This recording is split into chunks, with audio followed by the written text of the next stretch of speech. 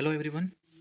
So this video is about my medical experience or medical standard test, that is MST of the CAPF AC 2024, जो कि मेरा गोरखपुर में हुआ था। मेरी फिजिकल की जो रिपोर्टिंग थी वो 2 दिसंबर 2024 थी और MST मेरे ठीक अगले दिन यानी कि 3 दिसंबर को कंडक्ट हुई।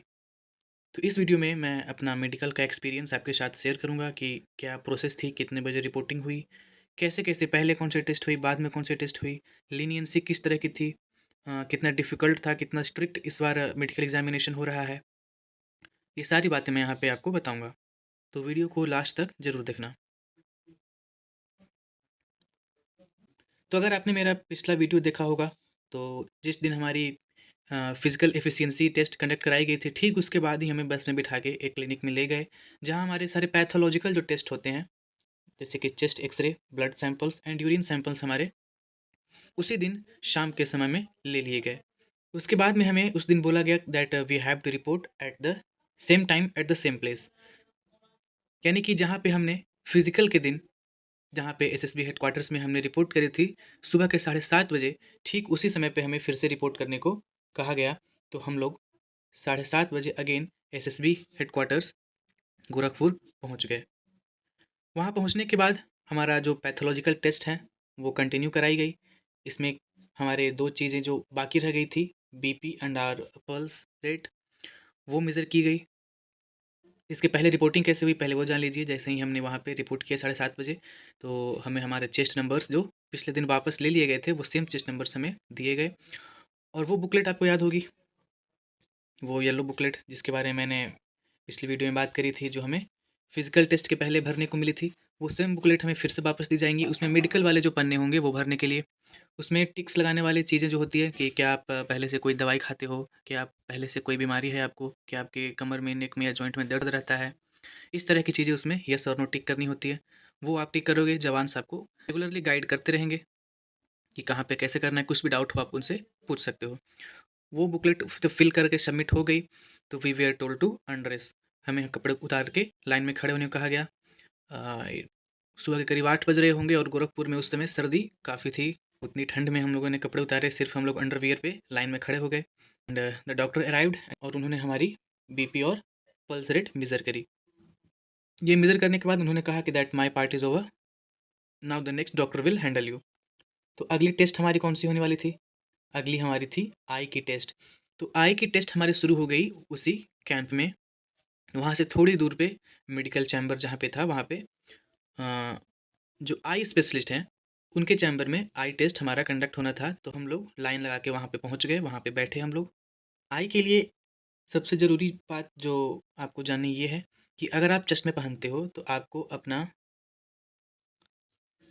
प्रिस्क्रिप्शन ज़रूर लेके जाना है, क्योंकि आप खुद से नहीं बताओगे कि सर अब मेरा पावर ये है, मुझे ये पावर चश्मा लगता है ना। वो आपसे पूछेंगे, जो प्रिस्क्रिप्शन आप उनको थमा दोगे उस पे लिखा हुआ पावर वो आपको पहनाएंगे। और आपका डिस्टेंट एंड नियर विजन की टेस्ट जो होगी वो उसी चश्मे को पहन के होगी जिसका पावर आपके प्रिस्क्रिप्शन पे लिखा हुआ होगा। और साथ ही वो आपको इस प्रिस्क्रिप्शन की एक फ़ोटो कॉपी भी जमा करने के लिए बोलेंगे। तो अगर आप पहले से करा के ले जाओ तो आपको आसानी होगी, सुविधा होगी, नहीं तो फिर आप बाहर जाके फ़ोटो कॉपी वाले की दुकान ढूंढोगे। तो हम लोग वहाँ पे वेटिंग एरिया में बैठे, एक एक करके हमें अंदर बुलाया जा रहा था।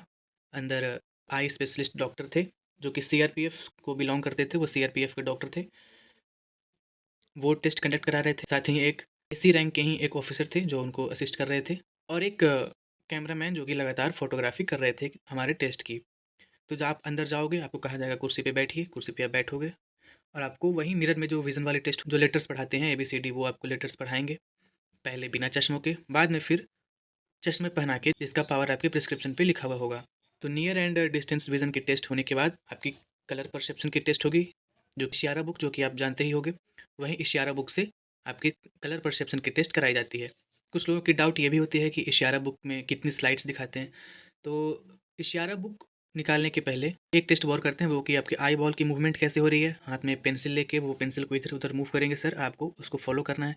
इसके बाद वो आपके हाथ में पेंसिल पकड़ा देंगे, कहेंगे खड़े हो जाइए, आप खड़े हो गए। इशारा बुक सर अपने हाथ में पकड़ेंगे और कहेंगे कि आपके पास 3 सेकंड का टाइम है, आपको इतने 3 सेकंड में ही आपको सारी स्लाइड्स खत्म करनी है। हालाँकि 3 सेकंड नहीं, वो ज़्यादा ही टाइम देते हैं। मतलब वो रैंडम पेजेस सर निकालते जाएँगे, रैंडम स्लाइड्स वो निकालते जाएँगे शेयर बुक से, आपको फट से वो बताना है। इसमें सारे कलर कॉम्बिनेशंस वाली होंगी, green and red, green and orange, yellow and orange, red, blue, brown, जितनी कलर कॉम्बिनेशंस होती है वो सारे स्लाइड्स उनकी बुक में होंगी, जिसको कि आपको पढ़ना होगा और लास्ट में 1-2 स्लाइड्स वो आपको ट्रेस करने के लिए भी कहेंगे पेंसिल से, कि बताओ कि इसमें क्या पैटर्न फॉलो हो रहा है, ट्रेस करो। तो कलर परसेप्शन वाले में आप ज़्यादा टाइम मत लेना, जैसा कि सर ने कहा था कि आपको स्लाइड पलटते ही फट से बोलना है, वैसे ही फट से बोलना। अगर आप देर करोगे तो शायद आपको सर समझेंगे कि आपकी कुछ दिक्कत है। तो इतनी टेस्ट हमारी हो गई थी वहीं एसएसबी कैंप में। इसके बाद हमें बस में बिठा के एक अगेन एक हॉस्पिटल ले जाया गया, जहाँ की हमारी कॉर्निया की टेस्ट होने वाली थी। मैं आपको बता दूँ कि सबसे ज़्यादा लंबी टेस्टिंग जो हुई है और सबसे स्ट्रिक्ट टेस्टिंग जो हुई है वो आई की ही हुई है। और सबसे ज़्यादा री-मेडिकल्स जो कि मैं आपको बाद में बताऊँगा, सबसे ज़्यादा री-मेडिकल्स आई वालों को ही मिली है। हॉस्पिटल में ले जाने के बाद बड़ी-बड़ी मशीनें जो कि हमने पहली बार देखी थी, वो दिखी हमें। हम उस मशीन की एक साइड सर बैठे, दूसरे साइड हमें बिठाया गया और हमारे आई में येलो लाइट बहुत तेज़ लाइट जो आ रही थी मशीन से, वो लगा के सर कुछ देख रहे थे, हमें तो पता नहीं वो क्या है। शायद वो हमारी कॉर्निया चेक कर रहे थे, कहीं हमारे कॉर्निया या रेटिना में कोई डैमेज तो नहीं है। तो उसके बाद फिर हमें वेटिंग एरिया में बिठा के हमारे आँखों में आई ड्रॉप्स डाले गए, जो कि डायलेट करने के लिए डाले गए थे। तो 5-5 मिनट के गैप पे 3-4 बार सबको वो ड्रॉप्स दी गई। वो ड्रॉप्स डालने के पहले जो नर्सेस वहाँ थी उन्होंने बता दिया कि इससे कुछ होगा नहीं, बस आपको थोड़ी-सी जलन महसूस होगी और इस ड्रॉप पड़ने के 4-5 घंटे तक आपको ठीक से दिखाई नहीं देगा और ठीक वैसा ही हुआ जो कि मैं आपको बाद में बताऊँगा। तो आँखें डायलेट करने के बाद फिर से हमें अंदर ले जाया गया, हमें फिर से एक चेयर पे बिठाया गया। इस बार सर ने अपने माथे पे कुछ हेलमेट जैसा पहना और उससे येलो लाइट, बड़ी तेज़ लाइट आ रही थी जो कि बर्दाश्त नहीं हो रही थी आँखों पे, बार-बार आँख बंद हो जा रहे थे। सर लेंस लगा के कुछ देख रहे थे। अगर किन्हीं की आँखों में कभी चोट लगी हो बचपन में, तो वो चीज़ें वहाँ पे सामने आ जाएगी कि आपके रेटिना में डैमेज है या इन्फेक्शन है। तो ये जो थी हमारे कॉर्निया के टेस्ट, यहाँ पे हमारे आई की टेस्टिंग खत्म हो गई।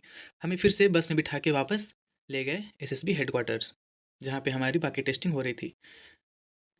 हमें जब उन्होंने बस में बिठाया तो कहा कि चलिए भाई पहले आप लोग कुछ खा पी लेंगे, उसके बाद आपकी टेस्टिंग आगे होगी। लेकिन जब हम वहाँ कैंप में पहुँचे तो पता चला कि हमारे जो जनरल सर्जन सर हैं वो पहले से आके हम लोग की वेट कर रहे हैं। तो ठीक है, हमने भी सोचा कि सारी टेस्टिंग खत्म हो जाएगी, उसके बाद ही चैन से खाना खा पाएँगे, ये भी सही है। तो सर्जन सर आए, एक बार फिर से हमारे वस्त्र हरण हुए, फिर से हम लोग सिर्फ़ अंडरवियर पे आके लाइन लगा के खड़े हो गए ठंडी में। इस बार हमारी सारी टेस्टिंग जो थी वो एक साथ ही होनी थी, अलग-अलग नहीं, हम लोग लाइन में एक साथ खड़े हो गए। सर बारी-बारी से आके हमारे spines, limbs flat foot, knock knee, sweaty palm ये सब चेक कर रहे थे। जब सबकी चेकिंग हो गई तो फिर सर जॉइंट मूवमेंट्स सबकी चेक करने लगे। इसमें सर बोलते थे जंप करो, हाथ घुमाओ, सर हिलाओ, उठक-बैठक लगाओ, इस तरह की चीज़ें सर हमारी जॉइंट मूवमेंट्स चेक कर रहे थे। इसके बाद फिर बारी आई ear, nose, mouth and teeth की। तो इसके लिए सर टेबल चेयर पे बैठ गए, बारी-बारी से हमें बुला के, वहाँ पे स्टूल पे बिठा के हमारे ईयर में टॉर्च जला के, नाक में, दाँत ये सब सर देख रहे थे। जिन किन्हीं की ईयर में सर को डाउट लग रहा था, वो कहते थे थोड़े डिस्टेंस पे खड़े हो जाओ, फिर सर धीरे से कुछ बोलते थे, कहते थे रिपीट करो। तो मैं सजेस्ट करूँगा कि आप ईयर और नोज़ तो साफ़ करके जाओ, ताकि ऐसा कुछ हो ना। टीथ की भी जिनकी 1-2 टीथ टूटी हुई थी, वो उन्हें कोई दिक्कत हुई नहीं। मेरा खुद का एक दाँत नहीं है, तो ऐसी कुछ दिक्कत हुई नहीं। लेकिन आप साफ़ ज़रूर रखना, गंदी रहेगी तो फिर शायद कुछ प्रॉब्लम हो सकती है। ईयर, नोज़ एंड माउथ के बाद बारी आई जेनिटल्स की। इसके लिए हमें इंस्ट्रक्शंस बहुत अच्छे से दे दिए गए कि कैसे ये टेस्ट आपको फ़ॉलो करना है। के लिए सबको बारी-बारी से अंदर एक टेंट जैसा बना हुआ है, उसमें जाना है। वहाँ पे सिर्फ़ सर रहेंगे और आप रहेंगे, कोई कोई भी थर्ड पर्सन वहाँ पे नहीं होंगे, तो ऐसा कुछ घबराने वाली बात होगी नहीं। वैसे सारे इवेंट्स की फ़ोटोग्राफ़ी हुई थी, लेकिन सिर्फ़ इसमें फ़ोटोग्राफ़ी नहीं हुई, तो ज़्यादा चिंता वाली बात है नहीं, कोई राज सामने नहीं आने वाला। इंस्ट्रक्शंस आपको दिए जाएँगे, वो आप अच्छे से फ़ॉलो करेंगे। इसमें कुछ डरने वाली बात होती नहीं है, लोग खामख़ा शर्माते हैं, डरते हैं। बस आपके टेस्टिकल्स चेक किए जाते हैं, 2 है या नहीं, दोनों की साइज़ सेम है या नहीं, फिर कहीं आपको हर्निया, पाइल्स, बवासीर ये सब तो नहीं है। तो बस ये सारी चीज़ें ही होती हैं, तो फट से 1 मिनट भी नहीं लगता है इसमें। हाँ, बस कुछ 15-20 सेकंड का ये टेस्ट होता है। उसके बाद आप वापस बाहर आके कपड़े पहन के बैठ जाते हो। बस इतनी ही थी हमारी मेडिकल टेस्ट। इसके बाद फिर से हमें लंबा इंतज़ार कराया गया हमारे रिज़ल्ट्स में। तो सारे टेस्ट खत्म होने के बाद उन्होंने कहा कि that you are free to go out. आप जाओ, खा पी लो। जिन्हें फ़ोटोकॉपी करानी है अपने आई वाली प्रिस्क्रिप्शन की, आप करा लाओ। उसके बाद फिर आपको रिज़ल्ट सुनाया जाएगा। अच्छी खासी टाइम हमें 3-4 घंटे फिर से वेट करना पड़ा। हम लोग वापस आके फिर से वेटिंग एरिया में बैठ गए। हमारा रिज़ल्ट्स आया। तो रिज़ल्ट में हमारे, जैसा कि पिछली वीडियो अगर आपने देखा हुआ तो मैंने बताया था 27 की रिपोर्टिंग थी, जिसमें 17 ने फिज़िकल क्वालीफाई किया और इस 17 में 9 कैंडिडेट्स ऐसे थे जो कि इनिशियली फिट बताए गए और बाकी 8 को अनफिट डिक्लेयर किया गया। अगर और उनके पास ऑप्शन था कि अगर वो रिव्यू मेडिकल के लिए अगर वो अपील करना चाहते हैं तो वो कर सकते हैं। तो ये रहा मेडिकल का रिज़ल्ट। अगर मैं बात करूँ री-मेडिकल्स की, तो री-मेडिकल्स किस-किस चीज़ में मिला है? जैसा कि 8 आउट ऑफ 17 को री-मेडिकल्स जो मिले थे, इन 8 में इन 8 में 7 कैंडिडेट्स को री-मेडिकल मिली है आई में। मैं जो कह रहा था ना कि आई की टेस्टिंग सबसे ज़्यादा स्ट्रिक्ट हो रही है। तो SSB Gorakhpur is known for its eye test. यहाँ वो चेस्ट वेट ये सब वाले इशू ज़्यादा होते नहीं है। यहाँ इशू होती है आई वाले में, क्योंकि सबसे ज़्यादा लोग इसी में री-मेडिकल लेते हैं। हमारे पहले वाले जो बैचेस थे उसमें भी मैक्सिमम लोग की री-मेडिकल्स जो थी वो आई में हो रही थी। कुछ लोग ऐसे थे जिनकी 2-3 चीज़ों में इशू थी, जैसे कि किन्हीं की आई में भी है, किन्हीं का एक टेस्टिकल छोटा है, किन्हीं के स्पाइन में कुछ दिक्कत बताई गई। तो मैक्सिमम लोग ऐसे थे जिनकी 2-2, 3-3 इश्यू बताई गई। तो इन 8 में 5 ने रिव्यू मेडिकल के लिए अपील किया, बाकी 3 लोग वहीं पे छोड़ के चले गए। वो ठीक भी है, क्योंकि जिनकी टेस्टिकल छोटी है वो रातों रात टेस्टिकल बड़ा तो कर नहीं सकते, तो क्यों अपना टाइम वेस्ट करना है, क्योंकि रिव्यू मेडिकल एग्जामिनेशन बहुत ज़्यादा टाइम लगता है। It is a test of your patience, क्योंकि जब हमारा मेडिकल एग्जामिनेशन हो रहा था तो जो कैंडिडेट्स की रिपोर्टिंग 27 नवंबर को थी, जिनकी रिपोर्टिंग 29 नवंबर को थी, वो अभी तक उतने दिनों तक अपनी री-मेडिकल कराने के लिए घूम रहे थे, उनका कुछ हो नहीं रहा था। वो काफ़ी फ्रस्ट्रेटेड भी दिखते थे, पूछने पे वो चिढ़ जाते थे कि यार बस ऐसे ही बुला लेते हैं, कुछ करते-वर्ते हैं नहीं। तो आप प्रे करना कि आपको री-मेडिकल ना मिले, नहीं तो फिर बहुत ही प्रॉब्लम आपको फेस करनी हो सकती है। तो ये जो बात थी हमारे मेडिकल एग्जामिनेशन जो एमएसटी मेरा जो एमएसटी एसएसपी गोरखपुर में कंडक्ट हुआ मेरा सीपीएफ एसी 2024 का।